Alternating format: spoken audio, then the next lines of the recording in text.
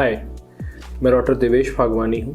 मैं consultant gastroenterologist हूँ at Maya Medicare Rohini and at Saroj super speciality hospital Rohini. आज हम एक बहुत ही कॉमन प्रॉब्लम के बारे में डिस्कस करेंगे जिसे कहते हैं IBS, इरिटेबल बाउल सिंड्रोम। शब्द से ही मतलब ये समझ में आता है चिड़चिड़ापन। इरिटेबल मीन्स चिड़चिड़ा, बाउल हमारी आंत चिड़चिड़ी है। ये प्रॉब्लम सोसाइटी में बहुत कॉमन है। स्पेसिफिकली नॉर्थ इंडिया में ये प्रॉब्लम ज़्यादा कॉमन है कंपेयर टू साउथ इंडिया। ये प्रॉब्लम एंग्शियस, डिप्रेस्ड लोगों में बड़ी कॉमनली पाई जाती है। ये प्रॉब्लम प्रेजेंट कैसे करती है? जब मरीज़ कहता है डॉक्टर साहब 3 महीने से 6 महीने हो गए हैं, बहुत लंबा टाइम हो गया है, पेट में मीठा मीठा दर्द रहता है, पेट में ऐंठन टाइटनेस सी रहती है, डॉक्टर साहब जैसे ही स्टूल पास करता हूँ थोड़ा ऐंठन में आराम मिलता है, और ये ऐसा सिलसिला चलता रहता है। डॉक्टर साहब दवाई खाने से कभी ये ठीक हो जाता है, कभी ये अपने आप बड़ा हो जाता है, कभी सिम्टम आने लगते हैं, कभी चले जाते हैं। एंड सबसे कॉमनली डॉक्टर साहब जब भी टेस्ट कराता हूँ, ब्लड टेस्ट, अल्ट्रासाउंड सब नॉर्मल आते हैं। देखिए, IBS is a functional GI disorder.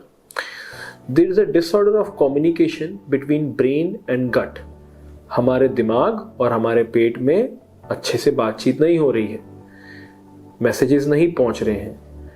इसमें एक फिनोमेना होता है जिसे बोलते हैं विसरल हाइपरसेंसिटिविटी। इसका मतलब आंत बड़ी नाजुक सी होती है, बड़ी सेंसिटिव सी होती है, तो पेशेंट को दर्द के अनुभव होते रहते हैं।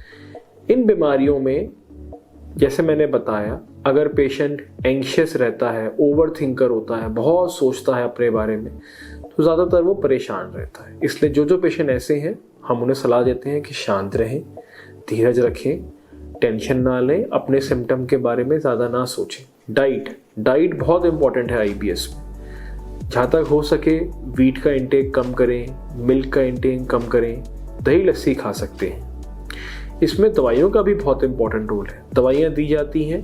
कुछ पेशेंट्स, IBS के पेशेंट में आंत में गंदे बैक्टीरिया फैल जाते हैं, अच्छे बैक्टीरिया कम हो जाते हैं, तो हम ऐसी दवाइयाँ देते हैं, प्रोबायोटिक्स देते हैं, जिसमें आंत में गंदे बैक्टीरिया कम हो जाए, अच्छे बैक्टीरिया बढ़ जाए। IBS हम किसी पेशेंट को तभी डिक्लेयर करते हैं जब उसके blood test, ultrasound, CT, endoscopy, colonoscopy सब नॉर्मल है। क्योंकि IBS एक क्लिनिकल डायग्नोसिस है, कोई इन्वेस्टिगेशन नहीं बताएगी कि ये IBS है। जब सब टेस्ट नॉर्मल आएंगे तभी हम बोल पाएंगे कि ये IBS है। IBS विभिन्न प्रकार के होते हैं। कुछ लोगों को पेट में दर्द होता है और कब्ज होती है, कुछ लोगों को पेट में दर्द होता है और दस्त होते हैं, और कुछ लोगों को बड़ी मिक्स सी पिक्चर होती है। IBS एक ऐसी प्रॉब्लम है जो कहने को तो सालों तक चलती है, पर मरीज को कुछ होता नहीं है।